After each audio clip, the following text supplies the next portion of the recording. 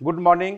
मैं LK Jha, learning academy, competition view learning academy Patna से। इतिहास की शुरुआत हम लोग आज करने जा रहे हैं। कल आपको इतिहास के सिलेबस के बारे में बताने का प्रयास किया और इतिहास की सिलेबस के बाद अब हम लोग यह पढ़ने का प्रयास करेंगे कि इतिहास में सामान्य कुछ बातें हैं जिनको जानकर ही आप इतिहास के बारे में बेहतर ज्ञान अर्जित कर सकते हैं और उसका लाभ परीक्षा में उठा सकते हैं। इतिहास शब्द का संधि विच्छेद होता है इत जोर हास। इत जोर हास का अर्थ होता है अतीत में जो घटना घटित हो चुकी है, जिसे संस्कृत में इत जोर ह जोर हास से बना हुआ है। तो इतिहास शब्द का अर्थ होता है इत जोर हास। इत माने पुराना, अतीत, प्राचीन, हास माने घटना। तो अतीत में जो घटना घटित हो चुकी है उसे हम इतिहास कहते हैं। इतिहास के अंतर्गत ऐसी घटनाओं को हम रखते हैं जो किसी देश, काल, क्षेत्र को विशेष रूप से प्रभावित करती है। इस तरह से प्रभावित करती है कि उसका प्रभाव उस समय तो पड़ता ही है, उसके साथ आने वाले समय में भी जिसका प्रभाव पड़ता है और जिसका प्रभाव वर्तमान में भी किसी न किसी रूप में दिखाई देती है और भविष्य में भी कहीं ना कहीं उसका प्रभाव बना रहेगा।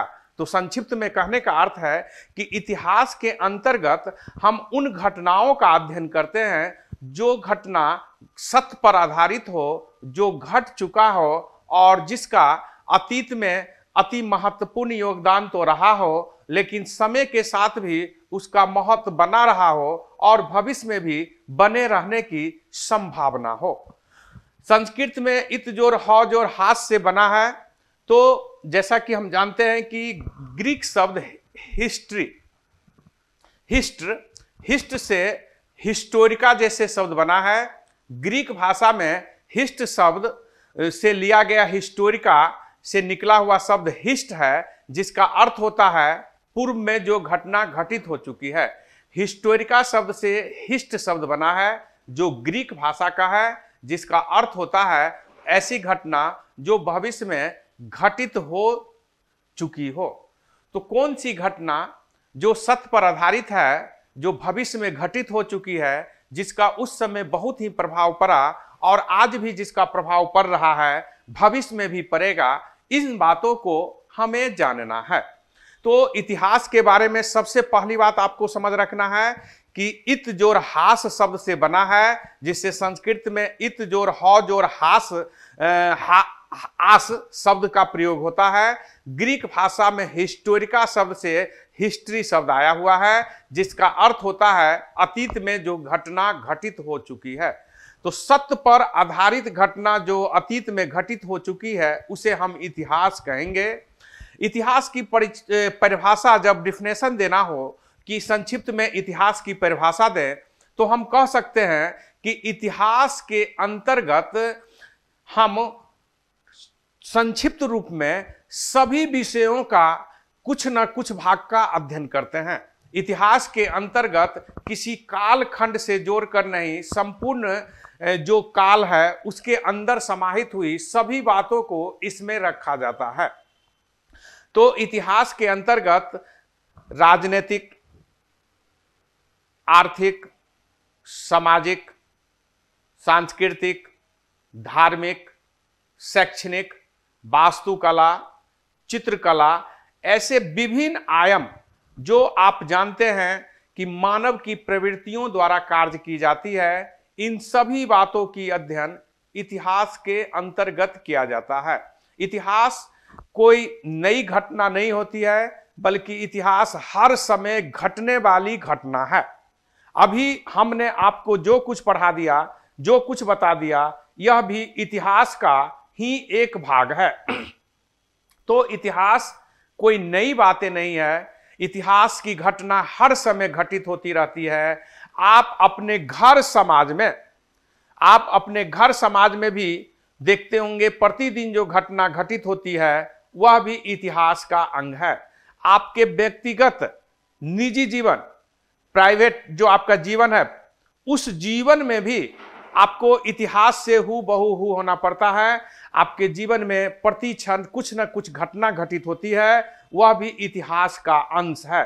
तो तो वह आपका व्यक्तिगत इतिहास हो जाता है, वह आपके परिवार का, समाज का, गांव का, क्षेत्र का इतिहास हो जाता है। हम यहां बार बार आपको बताना चाहेंगे कि हम लोग जिस इतिहास को पढ़ते हैं वह इतिहास ऐसी घटना घटित होती है जो किसी क्षेत्र तक ही नहीं बल्कि देश काल अतीत होकर पूरे संसार को भी प्रभावित करने वाली बहुत सारी घटना होती है।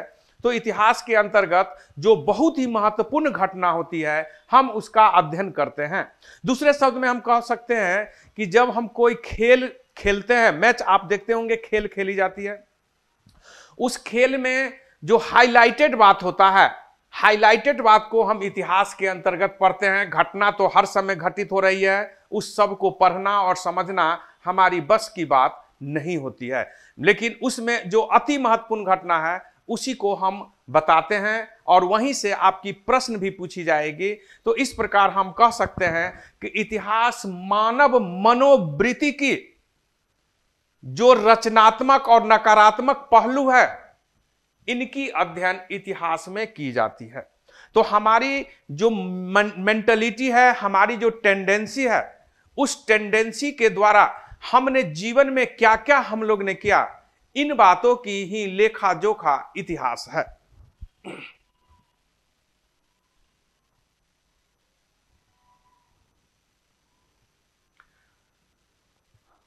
इतिहास के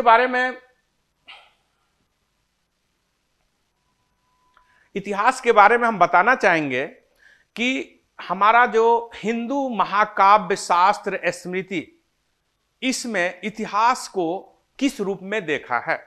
तो हम देखेंगे इसको इतिहास में बड़े ही रुचिकर रूप से 4 शब्द का प्रयोग हुआ है जिसके आधार पर आप इस इतिहास को समझ सकेंगे। इसमें धर्म, अर्थ, काम और मोक्ष।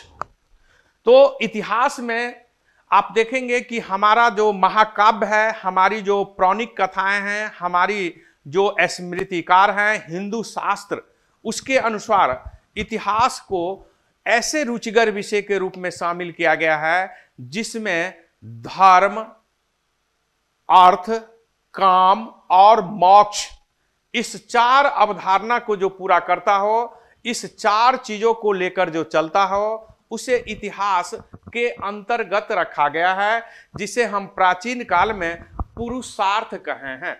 पुरुषार्थ शब्द बहुत ही महत्वपूर्ण शब्द है, जिसके अंतर्गत आप देख सकते हैं कि इन 4 शब्दों को रखा जाता है। पुरुषार्थ का अर्थ होता है पुरुष के जीवन को सार्थक बनाना। पुरुष के जीवन को सार्थक कैसे बनाया जा सकता है, मीनिंगफुल हम अपने लाइफ को कैसे बना सकते हैं, कैसे क्रिएट कर सकते हैं, इन बातों का अध्ययन करने को ही इतिहास कहा गया है। यह विचार हमारे जो हिंदू पौराणिक कथा है, महाकाव्य है, स्मृतिकारों ने कहा है। तो हम लोग यह जानने का प्रयास करेंगे कि ये 4 शब्द का क्या मीनिंग है। इस 4 शब्द का मीनिंग बहुत ही जो है महत्वपूर्ण मीनिंग है, जिसको समझकर आप निश्चित ही अपने जीवन को भी सार्थक बनाने का प्रयास करेंगे। तो हम लोग देखें पहला शब्द धर्म। धर्म शब्द का अर्थ होता है धारण करना। जब हम कोई धारण करना,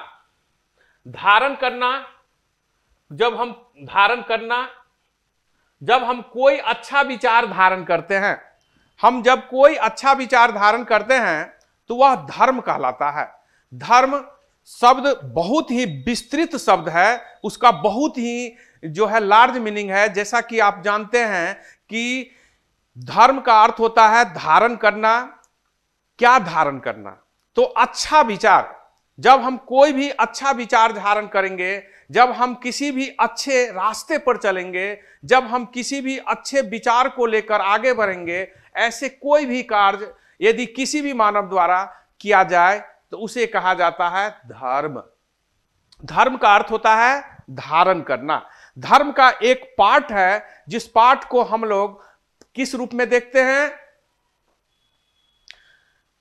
हम जिस आपने सही बताया शंकर जी ने कि अतीत का अध्ययन वर्तमान समय के संदर्भ में करना इतिहास के प्रासंगिकता को दर्शाता है। आपने सही बताया है। तो हम देखेंगे कि इतिहास में जो धर्म शब्द है वह बहुत ही विस्तृत है। हम लोग साधारणतः धर्म का एक छोटा सा पार्ट को अधिक महत्व देते हैं कि धर्म का अर्थ होता है पूजा पाठ, आध्यात्मिक चिंतन, प्रार्थना, वंदना, जो हम लोग स्तुति करते हैं ईश्वर में लीन होकर, इसको हम साधारणतः धर्म से जोड़ते हैं। लेकिन हम बताना चाहेंगे कि धर्म का सिर्फ यह एक भाग है। धर्म एक बहुत ही विस्तृत शब्द है। धर्म का अर्थ होता है धारण करना। जिस तरह आप स्टूडेंट हैं तो स्टूडेंट का धर्म है कि वह अपने कर्तव्य का पालन करे, पढ़ाई करे। आपको पढ़ना धर्म है, हम टीचर हैं तो हमको पढ़ाना धर्म है। तो जब हम धर्म करेंगे यानी धारण करेंगे, जिस तरह हम कंप्यूटर का ज्ञान, मान लिया जाए कि हमने कंप्यूटर का ज्ञान अर्जित कर लिया, तो कंप्यूटर के यदि हमारे पास ज्ञान अर्जित हो गई तो हम उस कंप्यूटर के चला के 5,000, 10,000, 20,000 रुपया कमा सकते हैं।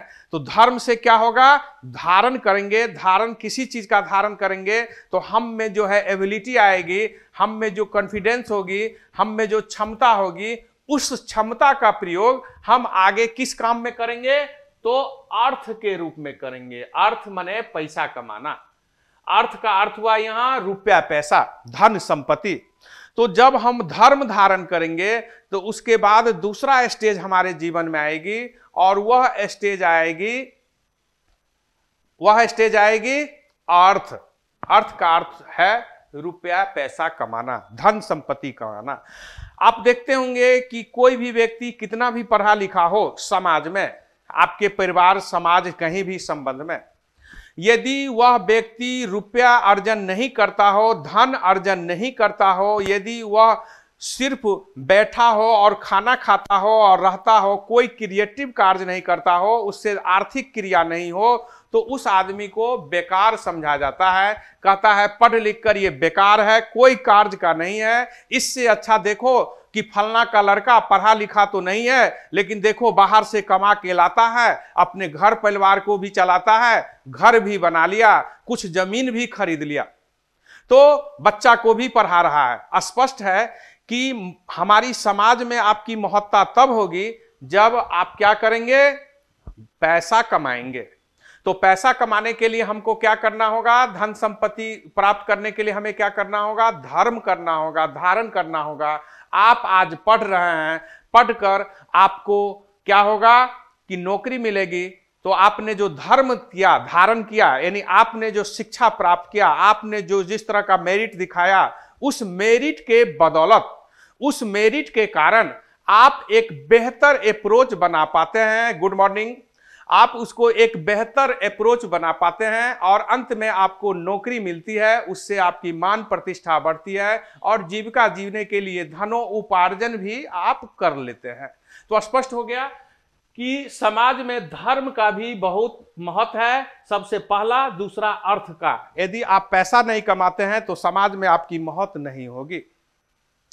पंचतंत्र पुस्तक का नाम सुने होंगे। Good morning Vipin Kumar ji, H Kumar और शंकर जी। आप देखते होंगे कि पंचतंत्र का आपने नाम सुना है। पंचतंत्र लिखी गई पुस्तक है जो भारत की दुनिया में सबसे अधिक भाषा में, कोई भारतीय पुस्तक जो दुनिया के सबसे अधिक भाषा में यदि ट्रांसलेट हुआ है तो वह पुस्तक है पंचतंत्र। पंचतंत्र के जो लेखक है उनका नाम है, आप लोग जानते होंगे, उनका नाम है विष्णु शर्मा। विष्णु शर्मा जो पंचतंत्र के लेखक हैं, यह पुस्तक एक तरह का उपदेशात्मक पुस्तक है। यह पुस्तक भारत की किसी भी दुनिया की भाषा में अनुवादित भारत की सबसे पहली महत्वपूर्ण पुस्तक है। पहली नहीं है, महत्वपूर्ण पुस्तक है जो 50 भाषा से अधिक भाषाओं में अनुवादित हो चुकी है। यानी पंचतंत्र का महत्व आप इससे समझ सकते हैं कि इस पंचतंत्र का जो अनुवाद है वह दर्जनों भाषा में, दुनिया के विभिन्न भाषाओं में हो चुका है।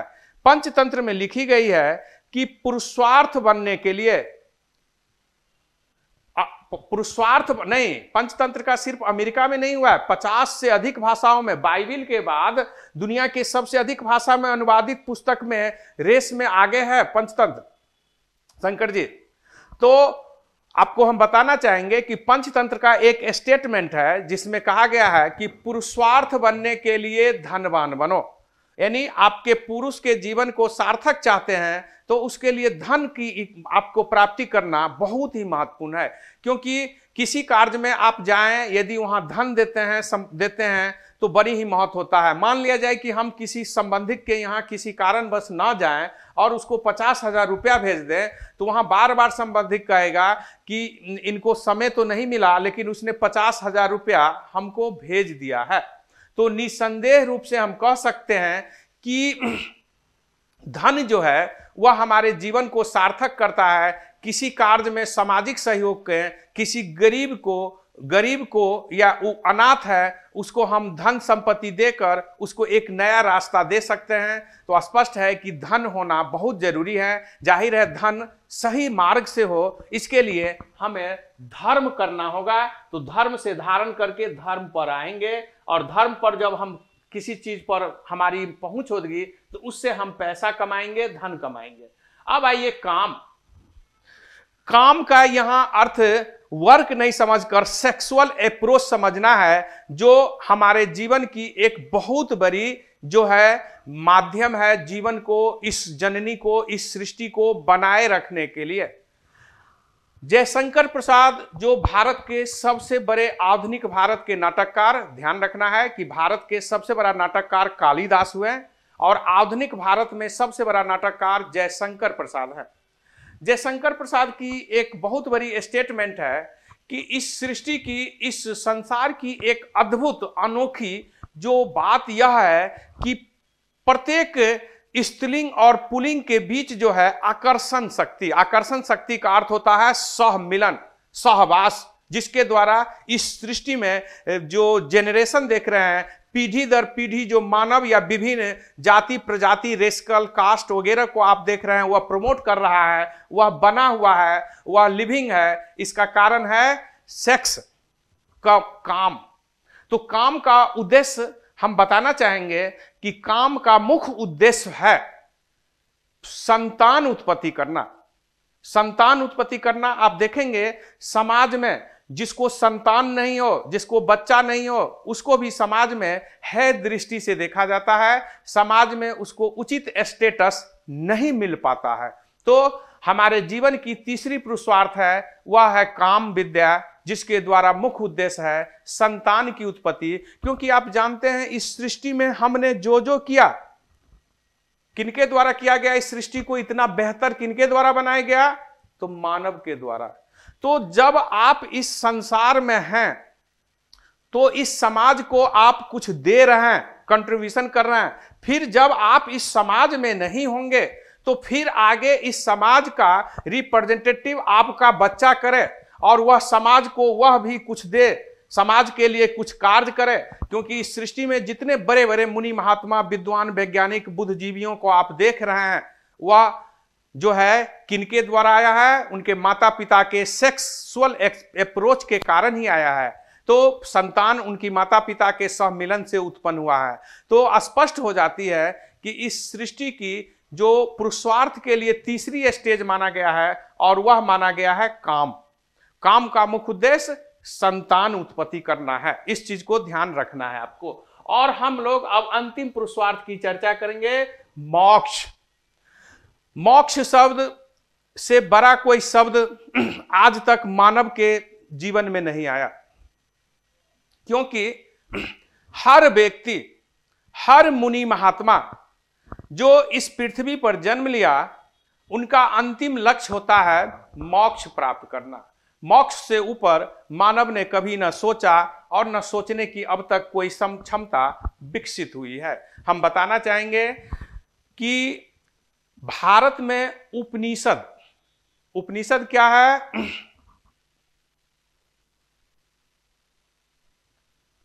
एकदम शंकर जी आप सही कह रहे हैं। एग्जाम और ओरिएंटेड आपकी पढ़ाई होगी। पहले इतिहास की कुछ बेसिक बातें हैं जिसको आप समझ लेंगे, और सिलेबस तो बहुत विस्तृत है, लेकिन सिलेबस की मेन जो रूट है, जहां से आपकी मैक्सिमम प्रश्न जो अप्रोच होगी, मैक्सिमम प्रश्न जहां से आपसे पूछी जाती है, हम उसको मैक्सिमम वहां से आपको ज्यादा डिनोट कराएंगे ताकि आपको अधिक से अधिक प्रश्न चेंज हो। हर विषय की सिलेबस विस्तृत होती है। इतिहास तो अपने आप में ब्रह्मांड है। यूनिवर्सल का अध्ययन करना ही तरह ही ब्रह्मांड है। इसलिए और हम जो बता रहे हैं ये बेसिक चीज है जो आपको हर जगह नहीं मिलेगी, और इस चीज को समझें और एकदम पॉइंट टू पॉइंट आगे जब हम पाषाण काल से आपको पढ़ाना शुरू करेंगे तो एकदम स्टिक पढ़ाएंगे, जहां से मैक्सिमम प्रश्न पूछी जाती है उसको हम मैक्सिमम बताएंगे, और आप लोग क्लास रूम में ही उसको मैक्सिमम याद करने का प्रयास करेंगे। और हमें विश्वास है कि आपके इतिहास की ज्ञान के साथ परीक्षा में आपकी काम हो जाएगी। पीडीएफ मिलता रहेगा, आप लोग विश्वास रखें। तो हम लोग मोक्ष की बात कर रहे हैं। मोक्ष के बारे में जानना है कि उपनिषद में पहली बार मोक्ष की अवधारणा आई। हमारी चिंतन का चरम दर्शन से संबंधित जो उपनिषद है, जो हमारी चिंतन का शुरुआत भी है और चरम भी है। इससे ना आगे कोई अब तक सोचा है और न सोचने का प्रयास कर रहा है। तो मोक्ष क्या है? तो सभी प्रकार के बंधनों से मुक्त होकर आत्मा को परमात्मा में मिला देना ही मोक्ष है। और ये आत्मा को परमात्मा में कैसे मिला पाएंगे? तो सभी प्रकार के बंधनों से मुक्त होकर, यानी अपना पराया, भारत, पाकिस्तान, लंदन, अमेरिका, जो आप सोचते हैं ये मेरा बेटा है, ये मेरा घर है, ये उसका घर है, ये हिंदू है, ये मुस्लिम है, ये ईसाई है, ये अच्छा नहीं है, ये बुरा नहीं है, इन सब के बातों से जब आप ऊपर उठ जाएंगे, यानी इस सांसारिक जीवन से, जिस जीवन में हम लोग रह रहे हैं, इस जीवन से जब हम ऊपर का स्टेज में जाएंगे, जब इससे ऊपर की बात हम सोचने लगेंगे, तो समझिए कि मोक्ष की अवधारणा आप में विकसित होने लगेगी। मान लिया जाए कि हम लोग में मायावाद है, जैसा कि शंकराचार्य ने मायावाद का खंडन किया है। माया क्या है कि यहां हमें यदि कोई भी सामान मिलेगी, मान लिया जाए मिठाई 1 किलो, आप आज परीक्षा पास करके सचिवालय आएंगे और विचार होगा कि सर से मिलकर उनको मुंह मीठा किया जाए, तो आप जो 1 किलो मिठाई हमारे लिए लाएंगे उसमें से हम 1-2 मिठाई तो खा लेंगे, और हमारी कोशिश होगी वह मिठाई लेके कहां चले जाएं? अपने घर, और अपने बच्चे, बीवी, माता पिता जो भी है उनको हम वह मिठाई खिलाएं। जाहिर है कि रास्ते में हमको बहुत ही गरीब व्यक्ति मिलेंगे, हो सकता है ऐसे भी व्यक्ति मिलेंगे जो कई दिनों से खाना नहीं खाए होंगे, लेकिन हम उनको मिठाई नहीं देकर कहां ले जाएंगे? अपने घर। जबकि मेरे घर में भी हो सकता है कि 2, 4, 5, 10, 20 मिठाई हो, फिर भी हम ले जाएंगे। यही माया है। तो विश्व विराधक बनना पड़ेगा। विश्व विराधक का अर्थ है कि पूरे सृष्टि को अपना जैसा ही समझना होगा। हर व्यक्ति लगे आपके अपने जैसा है। ऐसा जिस दिन आप बना लेंगे उस दिन मोक्ष की बात आप कर सकते हैं और मोक्ष मिल सकती है। हिंदू शास्त्र के अनुसार 84 लाख योनि है, यानी सृष्टि में 84 लाख जीव जंतु हैं, और इन 84 लाख में मानव सर्वश्रेष्ठ है। और मानव में तब हम जन्म लेते हैं जब अपनी सभी जीवों में जहां से भी चक्र के द्वारा बढ़कर अपनी सर्वश्रेष्ठता साबित करते हैं। जैसा कि हम बताना चाहेंगे कि तुलसीदास जी ने मानव के बारे में एक बहुत ही बेहतर शब्द लिखा है, बड़े भाग मानस तन पाया, सर दुर्लभ सब ग्रंथ गाए। यानी सभी ग्रंथ में गावे, यानी गाता है कि बड़े भाग मानव तन पाए। मानव का शरीर होना, बॉडी होना, निकाय होना बहुत ही भाग की बात है। सुर दुर्लभ सब ग्रंथ गावे। सुर माने देवता। देवता भी इस मानव जीवन के लिए ललायित होते हैं। उनको भी लगता है कि एक बार हम मानव रूप में यदि जन्म लेते हैं तो हम अपने आप को सार्थक मान लेते हैं। इसी प्रकार चंडीदास, जिसको आप जान रहे हैं कि बंगाल के महान कवि हुए चंडीदास, चंडीदास का कहना है सबसे ऊपर मनुष्य, तुहार ऊपर कोई नहीं। यानी सबसे ऊपर कौन है? मनुष्य, मानव। मानव से ऊपर कोई नहीं है। इसी प्रकार आप देखेंगे कि विवेकानंद जी, हाँ मिलेगा पीडीएफ आप लोग को मिलेगा। एच कुमार जी, आप लोग को जो कमिटमेंट होगा उससे ज्यादा आपको यहां मिलेगा। आप विश्वास से जुड़े, आप ये मान के एक रूप से चलिए कि आप लोग के लिए एक गिफ्ट की तरह यह है। आप इससे जुड़ें और यहाँ के टीचर की एबिलिटी को देखें, यहाँ की मैनेजमेंट को देखें, और हमें विश्वास है कि आप अपने नहीं बल्कि अपने रिलेशन मित्रों को भी इससे जोड़ने का अधिक से अधिक प्रयास करेंगे आने वाले समय में, क्योंकि जिस तरह की यहाँ पढ़ाई होगी, मैनेजमेंट होगी, उससे आप खुश होकर कहीं भटकेंगे नहीं, यहाँ ही आएंगे। हमें विश्वास है, हम बोलेंगे नहीं बल्कि प्रमाणित करेंगे। तो तुलसीदास जी, चंडीदास या जो बड़े बड़े मुनि हैं, उनका भी मानना है कि मानव में जन्म लेना बहुत ही दुर्लभ बात है ईश्वर के लिए भी। लेकिन हम बताना चाहेंगे कि मानव में जन्म लेना जितना दुर्लभ है, उससे भी ज्यादा कठिन है मानवता को निभाना। हमारी जो मानवता है, ह्यूमैनिटी क्या हम में होनी चाहिए, इसकी हमारी भारी कमी है। हम जब मानव जीवन में जन्म लेते हैं तो हम में शक्ति आता है, पावर आता है, और जब पावर आता है तो हम में ईगो आता है, और जब हम में ईगो आता है तो हम गलत काम करते हैं। तो हम कह सकते हैं कि super duper flop, super duper hit नहीं होकर सुपर डुपर फ्लॉप हो जाता है। तो मानव में इतनी क्षमता होती है कि मानव में आने से वह गलत कार्य करता है, और इस प्रकार वे 84 लाख बंधन की जो जीव की घटना चक्र है, उसमें वह फिर से पेराते रहता है, उसमें चक्र में वह घिसते रहता है। मानव में जन्म लेने का यदि हमसे पूछा जाए तो सबसे बड़ा उद्देश्य है मोक्ष प्राप्त करना। और आज के जीवन में मोक्ष प्राप्त करने के लिए हम कबीरदास जैसे महान कवि की बात करेंगे, महान संत की बात करेंगे।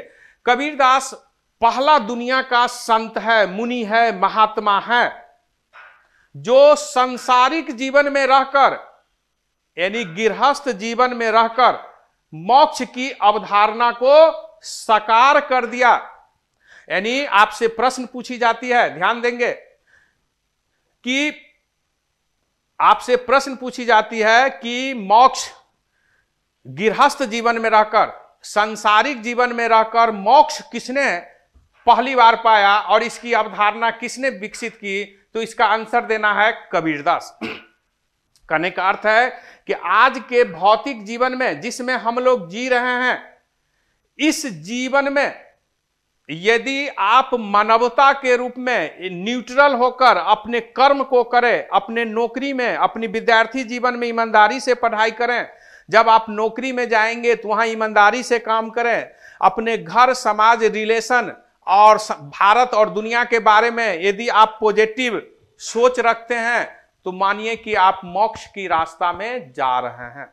तो मोक्ष की रास्ता में जाने का मार्ग है कि मानवता का पालन करें और सफल पाएं। तो स्पष्ट हो गया कि प्राचीन भारत में, जो भारत में काव्य शास्त्र है, उसमें धर्म, अर्थ, काम और मोक्ष को जो प्राप्त करता था, उसे ही पुरुषार्थ कहा गया है। जाहिर है कि ये जीवन को सार्थक करने वाला है। आज के जीवन में हम धर्म, अर्थ और काम की तो बात करते हैं, मोक्ष की बात हम लोग बहुत कम कर पाते हैं, वो भी मरने के समय या कुछ वर्ष पहले इस पर सोचते हैं। जबकि मोक्ष किसी एक दिन की सफलता और सफलता से नहीं मिलने वाली है, बल्कि जीवन में उचित प्रॉपर कर्म करना, आप यदि ड्यूटी ईमानदारी से करें, वही आपकी मोक्ष की रास्ता का निर्धारण करेंगे। अब हम लोग पढ़ेंगे कि इतिहास पढ़ने का उद्देश्य क्या है। हम लोग जो इतिहास या किसी भी विषय को, किसी भी चीज को जब हम लोग पढ़ते हैं, तो पढ़ने के पीछे कोई व्यू होता है। तो आपका इसके पीछे क्या उद्देश्य है, क्या टारगेट है, क्या एम है, क्या गोल है। तो हम इतिहास क्यों पढ़ते हैं, आप देखेंगे कोई भी परीक्षा हो, उसमें इतिहास का अपना महत्व है। आपको बता दें कि सचिवालय मिनी सिविल सर्विसेज है, और आपको हमेशा आईएएस, बीपीएससी और मंत्री के आगे साथ ही रहना है, उनके बहुत ही करीबी होंगे, और बाद में पोस्ट जब बढ़ेगा तो बीपीएससी रैंक में आ जाएंगे, और यदि आप बेहतर करते हैं तो और बेहतर रैंक में आप जा सकते हैं, आईएएस रैंक तक। यानी कहने का अर्थ है कि फर्स्ट क्लास ऑफिसर तक भी यदि आप बेहतर परफॉर्मेंस रखते हैं तो बन सकते हैं। तो हम बताना चाहेंगे कि हर क्षेत्र में इतिहास का महत्व है। सभी विषयों की उत्पत्ति, सभी विषयों की उत्पत्ति इतिहास से हुई है, चाहे वह साइंस हो, चाहे फिजिक्स हो, चाहे वह आप मैथ देखें, कंप्यूटर देखें, जो भी विषय देखिए उसका इतिहास, हिस्ट्री जो है वह इतिहास है, और वह कहीं न कहीं इतिहास के क्रम में ही आया है। तो इतिहास में टोटलिटी का अध्ययन होता है, सभी विषयों का अध्ययन होता है, कम या ज्यादा मात्रा में। यदि आपको इस पर कोई संदेह हो तो आप हमें पूछिए कि सर इस विषय में इतिहास का क्या है, हम बताएंगे कि कहां इतिहास से वह जुड़ जाता है। जितनी भाषा, लिपि, दुनिया, जो भी आज विकास हुआ है, जो भी इनोवेशन हो रहा है, कहीं ना कहीं नवाचार हो रही है, सब कहीं ना कहीं इतिहास से जुड़ा हुआ है। तो इतिहास बहुत ही विस्तृत है। हम कह सकते हैं कि सभी विषयों का अध्ययन कम या अधिक मात्रा में, नॉमिनली हो या भास्ट हो, इतिहास के अंतर्गत ही होता है और इतिहास से बाहर कुछ भी नहीं है। इतिहास के अंदर ही सब कुछ है और यही कारण है कि हर परीक्षा में इतिहास का महत्व है। विशेष रूप से जब आप सिविल सेवा की ओर जाएंगे, दरोगा बनना चाहते होंगे, सचिवालय सेवा में जाएंगे, बीपीएससी, यूपीएससी की तैयारी करेंगे, तो आपको तो अपने पता है कि इसमें इतिहास से कितनी प्रश्न पूछी जाती है। तो इतिहास यूपीएससी का जो 1000 का मेंस होती है, जीएस मेंस, तो मैंने मेंस कहने का अर्थ है कि 1700 अंत टोटल होगा, लेकिन मेंस में जो आपका 1000 का जीएस होता है, उस जीएस में फर्स्ट पेपर मोटा तौर पर पूरे इतिहास होता है। तो मेरा कहना है कि इतिहास का अपना महत्व है।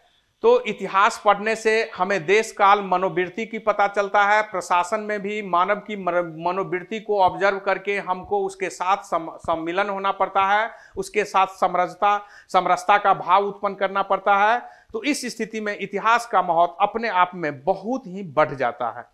इतिहास पढ़ने से हमें अच्छा और बुरा, ध्यान देंगे इसमें, अच्छा और बुरा में फर्क, अंतर, डिस्क्रिमिनेशन करने का बल मिलता है। दोनों में किस प्रकार का अंतर है, वेरिएशन है, इस चीज को समझने का काम हमें इतिहास में होता है।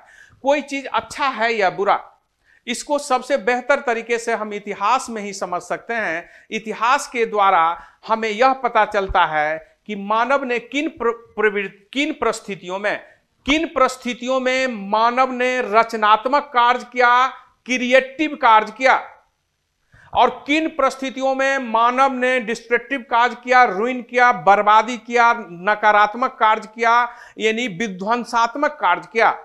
इसको समझने का स्रोत जो है इतिहास है।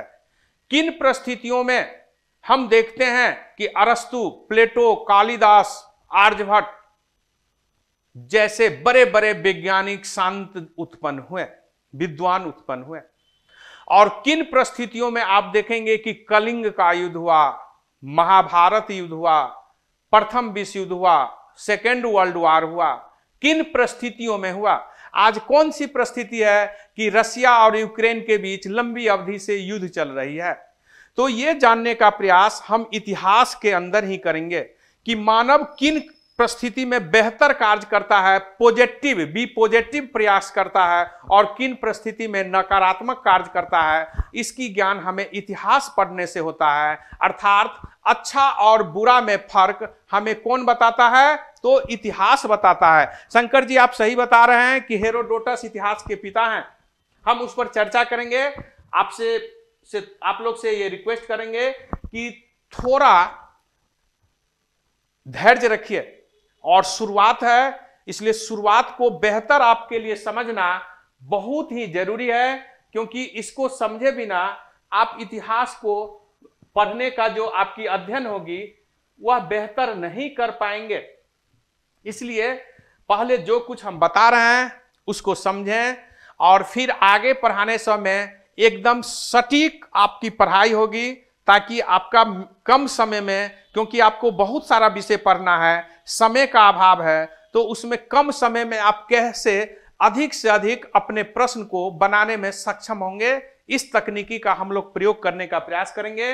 लेकिन फिलहाल एक दिन कम से कम और आप लोग को बेसमेंट जो इतिहास का है उसको जानना अति आवश्यक है, क्योंकि ये समझ कर ही आप इतिहास को, और ये चीज बता दें कि कहा जाता है कि इतिहास समझने की चीज नहीं होती है बल्कि रटने की चीज होती है। तो हम बताना चाहेंगे कि कोई भी चीज में समझने की अधिक जरूरत होती है, रटने की कम जरूरत होती है।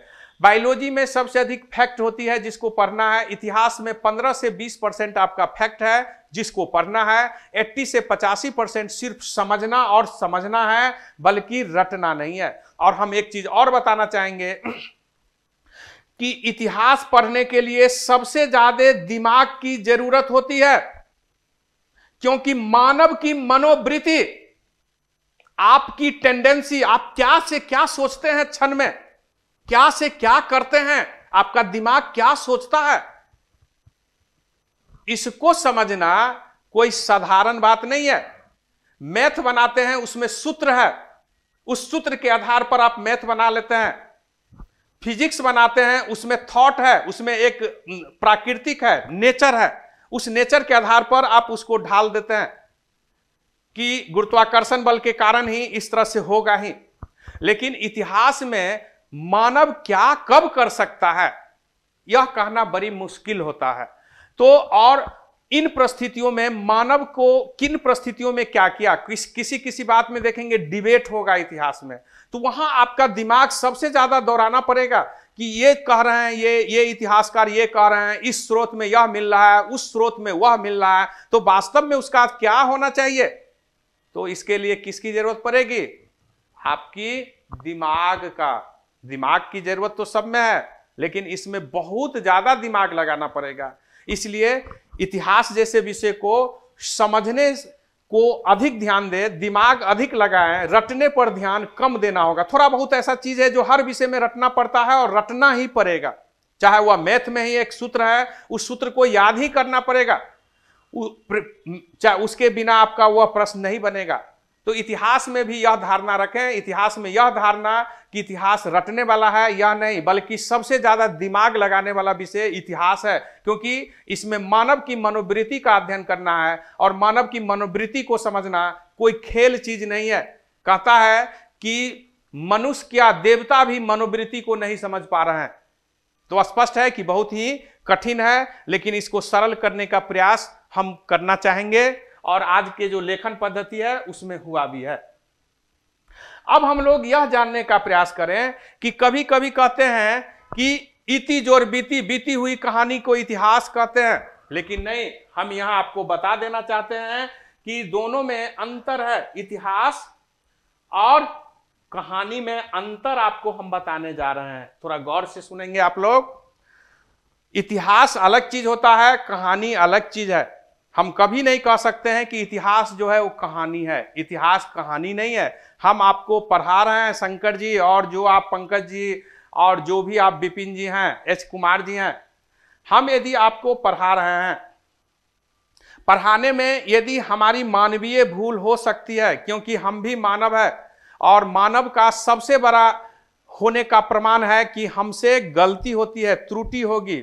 हम अपराध नहीं करेंगे, अपराध मानव से नहीं होती है, लेकिन हम चल रहे हैं, किसी को धक्का लग गया, तो यह क्या है, गलती है, मानव की प्रवृत्ति है, मानव गलती करेंगे ही। हम आपको कोई एरर आज कुछ पढ़ा दें जिसमें कुछ त्रुटि हो, तो आप कल हमको कहिएगा कि सर इसमें हमने इस तरह का देखा है, स्पष्ट हो जाता है कि यह क्या है, इतिहास नहीं है। इतिहास वही है जो सत्य है, यूनिवर्सल ट्रूथ है।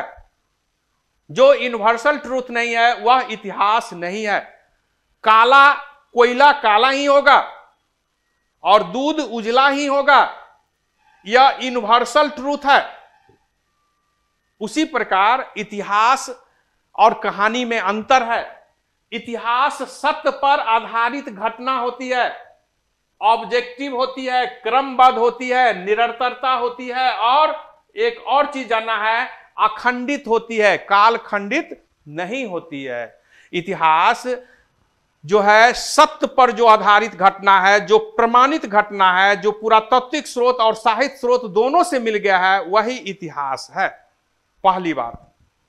दूसरी बात, इतिहास तथ्यपरक होता है, यानी ऑब्जेक्टिव। ऑब्जेक्टिव में आप देखते होंगे कि आप जो प्रश्न बनाते हैं, ऑब्जेक्टिव टेस्ट सीरीज सब, उसमें आपको सही आंसर मिलेगा तो 1 मार्क्स मिलेगी, और यदि सही आंसर नहीं है तो निगेटिव जो मार्क्स होगी वो कट जाएगा। तो सही है तो सही है और गलत है तो गलत है। लेकिन जब हम सब्जेक्टिव लिखते हैं, किसी प्रश्न पर 25 लाइन लिखते हैं, तो उस पर हम देंगे 20 नंबर, 25 का मान लिया प्रश्न है तो कोई देगा 18 नंबर, कोई देगा 22 नंबर, कोई देगा 15 नंबर। उसी प्रश्न को 6 महीना बाद वही लिखा हुआ चीज मेरे पास लाइएगा तो हमने 20 नंबर दिया था, हो सकता है उसमें 18 नंबर कल दे। ये क्या हो गया? व्यक्तिपरक हो गया, सब्जेक्टिव हो गया। तो इतिहास ऑब्जेक्टिव है, यानी वैज्ञानिक पद्धति पर पूरी तरह खरी उतरती है। अब देखिए, निरंतरता होती है, कंटिन्यूटी है। इतिहास हमेशा चल रही है। हम सुविधा के अनुसार प्राचीन काल, मध्यकाल, आधुनिक काल में बांटते हैं। इतिहास कंटिन्यूटी है, अखंडित है। इसको हम कालखंड में नहीं बांट सकते हैं। ये लगातार चल रही है और चलती रहेगी। जबकि कहानी क्या है? अब कहानी देखिए, हमने इतिहास की कुछ बातें को बताया, अब आपको कहानी में बता रहे हैं। कहानी क्या है? मन गढ़ंत होती है, इमेजिंग होती है, मिथ्या होती है, यानी सत्य पर आधारित नहीं होती है। कहानी एक गढ़ा जाता है, काल्पनिक होती है। जैसे कोई धारावाहिक या कोई फिल्म आप देखते हैं, या कोई उपन्यास या कोई कवि द्वारा जो रचना होती है, तो यह क्या होता है? काल्पनिक होती है। तो स्पष्ट है कि इतिहास क्या है? सत्य पर आधारित घटना है, कहानी काल्पनिक होती है। दूसरा क्या है कि इतिहास ऑब्जेक्टिव होता है तो कहानी सब्जेक्टिव होता है, व्यक्तिपरक होता है। व्यक्ति विशेष से जुड़कर उसमें कुछ अलग कुछ मिला दिया जाता है। आप हमेशा सुनते होंगे एक था राजा, तो स्पष्ट है कि यह एक काल्पनिक बात होता है। एक था राजा तो काल्पनिक हो गया, और अशोक राजा तो यह इतिहास हो गया। जब हम एक राजा की बात कर दे कि एक था राजा तो ये एक कहानी हुआ, और जब हम बोलते हैं कि अशोक राजा तो वो इतिहास हो गया। इसी प्रकार हम देखेंगे कि क्रमबद्ध होता है। इतिहास जो होता है वह एक ऑर्डरली वे में चलता है। उसका एक ऑर्डरली वे होता है, उसका अरेंज होता है, उसका मैनेजमेंट होता है। जबकि कहानी छिटपुट होता है, ढुलमिल होता है, डिसऑर्डर होता है। उसमें जो है जरूरी नहीं है कि वह क्रमबद्ध हो, प्रबंध की तरह हो। उसमें निरंतरता नहीं होती है, वह कालखंडित होती है। एक शॉर्ट पीरियड के लिए टर्म में आती है और वह समाप्त हो जाती है, और वह खंडित भी होते हैं। छोटे छोटे बातों को हम कहानी, कुछ बातों को गढ़कर या समझकर विचार को लाते हैं। तो स्पष्ट हो गया आज से आप लोग इतिहास और कहानी में, बिल्कुल आप सही कर रहे हैं शंकर जी, इतिहास निश्चित है ऐसा हुआ, बिल्कुल सही। तो स्पष्ट है कि कहानी और इतिहास में अंतर है। इस चीज को आप समझें, और ये समझकर निश्चय ही हम कहेंगे कि आप लोग को काफी लाभ मिला होगा। अब हम आगे चर्चा करेंगे इतिहास और इतिहासकार। हम आपको बताने जा रहे हैं कि इतिहास और इतिहासकार। तो जैसा कि आप जानते हैं कि इतिहास और इतिहासकार किसे कहा जाएगा, तो इतिहास जानने के लिए हमारे पास क्या है? दो स्रोत होता है, दो प्रकार का रिसोर्स है। एक जो है क्या है? पुरातात्विक स्रोत है मेरे पास, आर्कियोलॉजी से संबंधित जो रिसोर्स है, और दूसरा लिटरेसी से संबंधित रिसोर्स है। इस दोनों रिसोर्स को गौर से आप देखें, ये पुरातात्विक स्रोत है और यह साहित्य स्रोत है। इस दोनों स्रोत को यदि हम जांच पड़ताल कर लें, दोनों एक दूसरे को यदि सपोर्ट करता हो, समर्थन करता हो, जो बात पुरातात्विक स्रोत बता रहा हो वही बात यदि इतिहास में लिखा हो, तो हम निसंदेह कह सकते हैं कि यह क्या है? कि इतिहास है। एक इतिहासकार न्यूट्रल होकर, इम्पार्टिकल होकर, एज ए जज, जस्टिस जैसा कार्य करता है। जब जज के पास विभिन्न स्रोत पहुंचती है, एविडेंस पहुंचती है, उसके आधार पर जज अंतिम डिसीजन पर पहुंचता है, और डिसीजन मेकिंग के रूप में जो आईपीसी भारत में जैसे जो धारा है, उसके आधार पर जो उनकी दंड विधान है वह उनको दी जाती है। तो इतिहास में भी दो प्रकार का स्रोत है। पुरातात्विक स्रोत जो पुरानी वस्तु है, जिस पर हम आगे चर्चा थोड़ा और करेंगे ज्यादा, और दूसरा साहित्य स्रोत। हम स्रोत की जब चर्चा करेंगे आप लोग से तब इस पर ज्यादा चर्चा होगी। यहां हम संक्षिप्त में सिर्फ बताकर आपको सिर्फ यह समझाना है कि इतिहास और इतिहासकार में क्या संबंध है। तो पुरातात्विक स्रोत में जो कुछ लिखा है वही स्रोत यदि साहित्य स्रोत से भी मिल जाती है, दोनों स्रोत एक दूसरे को यदि समर्थन करता है, सपोर्ट करता है, सही बताता है, तो वह वास्तव में इतिहास है। आप सुना होगा कि रामायण में एक बहुत ही चर्चित बात है कि जब राम जी रावण को मार दिए तो फिर विभीषण को लंका का राजापति बनाकर वहां से विभीषण ने उन्हें पुष्प विमान में भेज दिया। पुष्प विमान यानी हवाई जहाज। तो पुष्प विमान में भेज दिया। तो इस बात को तो हमारी धार्मिक सोच में आस्था है। धर्म का अर्थ होता है तर्क नहीं, आस्था, श्रद्धा, यानी उसमें कोई डिबेट नहीं, जो है उसको मानिए।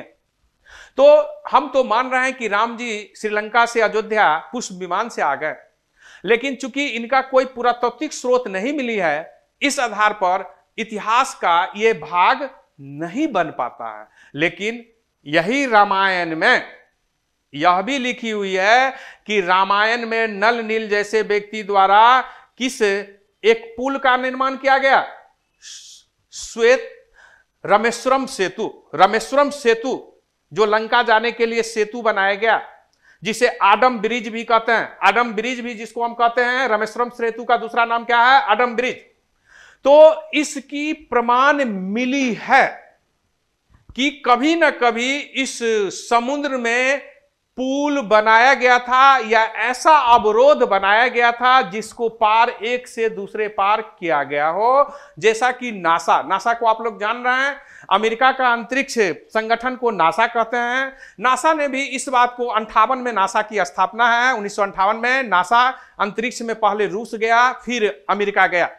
तो नासा के बारे में आप जानते हैं कि यह मान लिया है कि कभी यहां पुल बना था, यहां अवरोध पड़ा था, हिंड्रेंस बना था, यानी वह बना था। क्यों? कि उसका प्रमाण समुद्र में मिलती है। तो स्पष्ट है कि साहित्य में जो लिखा हो और वही यदि पुरातात्विक स्रोत से मिला हो तो वह इतिहास हो जाता है। तो रामायण में जो राम जी उस पुल को बनवाए हो नल नील के थ्रू अथवा किसी और स्रोत से बना हो, यह कहना तो मुश्किल है, लेकिन पुल बनाया गया था, इस बात को हम लोग मानने लगे हैं। तो जब पुरातात्विक स्रोत और साहित्य स्रोत दोनों मिल जाए तो समझिए वह इतिहास है, और इतिहासकार इन्हीं दोनों स्रोत के आधार पर अपनी अंतिम डिसीजन, अपना विचार देते हैं। अब हम आएंगे हेरोडोटस। इतिहास तो जान ही रहे हैं कि इतिहास मीन्स हेरोडोटस। इतिहास की शुरुआत हेरोडोटस से है। हेरोडोटस 5वीं शताब्दी में यूनान के महान दार्शनिक इतिहासकार हैं।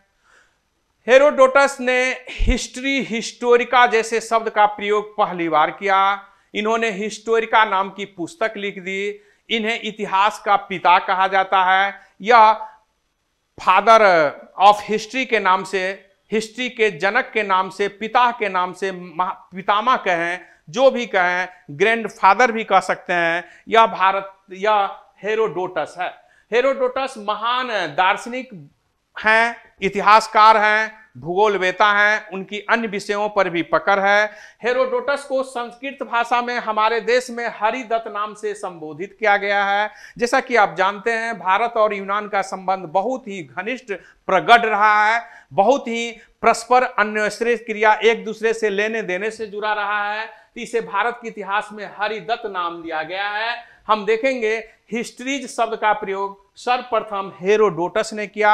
और हेरोडोटस के बारे में एक और बात आपको जो जाननी है, जो बहुत ही महत्वपूर्ण है, कि हेरोडोटस को इतिहास लिखने का प्रेरणा कहां से मिली।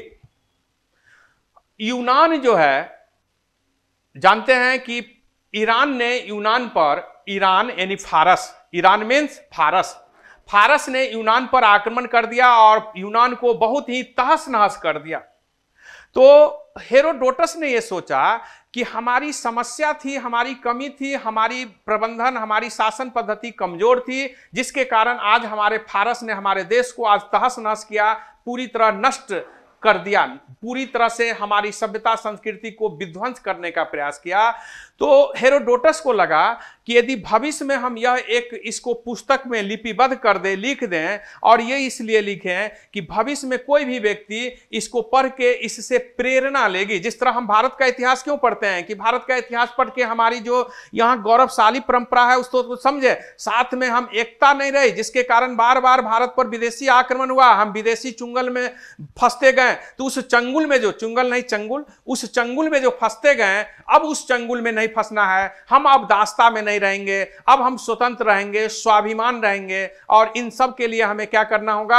आपस में सबसे बड़ी चुनौती जो भारत की है वह आतंकवाद नहीं है, वह गरीबी नहीं है, वह सबसे बड़ी चुनौती है कि भारत में जो विभिन्न समुदाय है, विशेष रूप से हिंदू और मुस्लिम दो बड़ी समुदाय है, इस दोनों के बीच कोऑर्डिनेशन होना, दोनों के बीच बेहतर हार्मोनियस होना ही सबसे बड़ी चुनौती हमारे विचार से आज भारत की है। गरीबी और अमीरी हमेशा बनी हुई है और बने ही रहेगी। हम इस दोनों समुदाय में यदि विवाद देखेंगे तो इसका परिणाम भारत का जो है क्या होगा? विध्वंस होने लगेगा, भारत कमजोर होगी, भारत की भविष्य बहुत गर्त में जा सकता है। इसलिए हमारी सबसे बड़ी चुनौती है हिंदू और मुस्लिम के बीच एकता।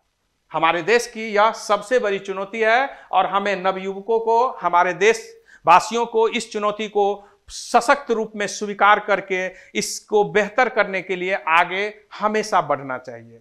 तो इतिहास से हमें यह ज्ञान मिलती है कि हम किस तरफ पिछड़े थे। हम एकता नहीं होने के कारण ही भारत पर चंद व्यापारी, चंद आक्रमणकारी आकर भारत पर शासन करने लगती है, तो हम उससे बचे। हमारी भारत के इतिहास से ये एक बहुत बड़ी प्रेरणा है। तो वही जो है हेरोडोटस ने यूनान में किया। उन्होंने एक पुस्तक हिस्टोरिका लिख दिया और उस पुस्तक का सार यह हुआ कि कोई भी व्यक्ति उसको पढ़े और समझे और भविष्य में ऐसा ना हो इस पर प्रयास करे। जैसा कि आप जानते हैं कि एक कहावत है हम लोग के मैथिली भाषी हम है, एलके झा मेरा नाम है, कि चलने ना आवे तो अंगना टेर, चलने ना आवे तो अंगना टेर। यानी आप पढ़ाई में कमजोर हैं, सफल नहीं होंगे एग्जाम में, तो आप क्या कहेंगे कि अरे मेरा तो परीक्षा कमजोर हो गया, बीमार पड़ गए, अरे मेरे पिताजी का तबीयत खराब था, अरे हमने रिलेशन के वहां चला गया, अरे उस समय मेरी आर्थिक तंगी थी, मैं कमजोर, बहुत सारा समस्या आप बताएंगे। लेकिन ये कोई समस्या नहीं है। आपको चलने नहीं आता है तो आपके लिए आंगन टेढ़ा है, आपको लिखने नहीं आती है तो कलम का नोक जो है वह सही नहीं है, कागज कलम अच्छी नहीं है। लेकिन ऐसी कुछ बात नहीं है।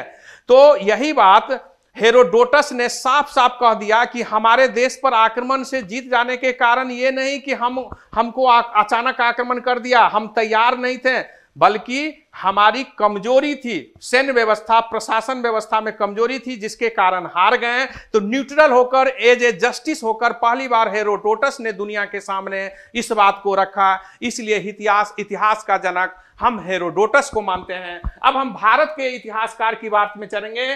भारत का पहला इतिहासकार किसे मानते हैं? तो कलहन को। भारत का पहला इतिहास, आधुनिक इतिहास लेखन के जनक हम जो है वोल्टेयर को मानते हैं, जो इतिहास लेखन को एक नई पद्धति दी, एक नई विचार दी। हम इतिहासकार के लेखन पद्धति पर अलग से भी चर्चा करेंगे।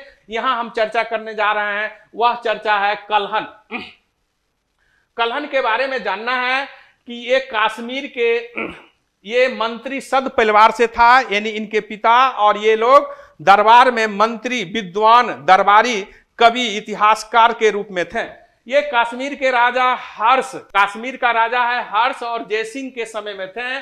1149 में इन्होंने एक पुस्तक लिख दी जो राजतरंगिणी है। भारत का पहला इतिहासकार कलहन को माना जाएगा और उन्होंने 1149 में जय सिंह के शासनकाल में, जो कश्मीर के राजा है, उन्होंने एक पुस्तक लिखी जिस पुस्तक का है राजतरंगिणी। राजतरंगिणी का कश्मीर का प्राचीन इतिहास है और इतिहास की शुरुआत होती है महाभारत से। कश्मीर की इतिहास की शुरुआत महाभारत से 1149 तक का ऐतिहासिक पुस्तक है। हम आगे पढ़ेंगे प्राचीन भारत के स्रोत में कि किस प्रकार जब हमारे पास जब 1149 में पहली ऐतिहासिक हिस्टोरिकल हमारे देश में पुस्तक है, तो फिर प्राचीन काल कैसे पढ़ते हैं, इस पर हम आगे अध्याय में आपको एक क्लास के बाद जो इस पर चर्चा करेंगे, भारत में स्रोत क्या है। यहां हम बताएंगे कि भारत का प्रथम इतिहासकार पूछा जाए तो कलहन, भारत के प्रथम ऐतिहासिक पुस्तक पूछा जाए तो राजतरंगिणी, किनके दरबार में, तो हर्ष जो क्रूर शासक था, और ये जय सिंह के शासनकाल में इसका समापन हुआ। यहां जैसा कि आप जानते हैं कि कश्मीर का इतिहास है जो महाभारत से शुरू होती है। हम इसके साथ आज की पढ़ाई को विराम देते हैं। आप लोग इस संस्था से जुड़े रहें और हमें विश्वास है कि आप इसमें जुड़कर अपने मंजिल को, अपने उद्देश्य को प्राप्त करने में सफल रहेंगे। आपके सहयोग और सुझाव के लिए हम हमेशा तत्पर हैं। धन्यवाद।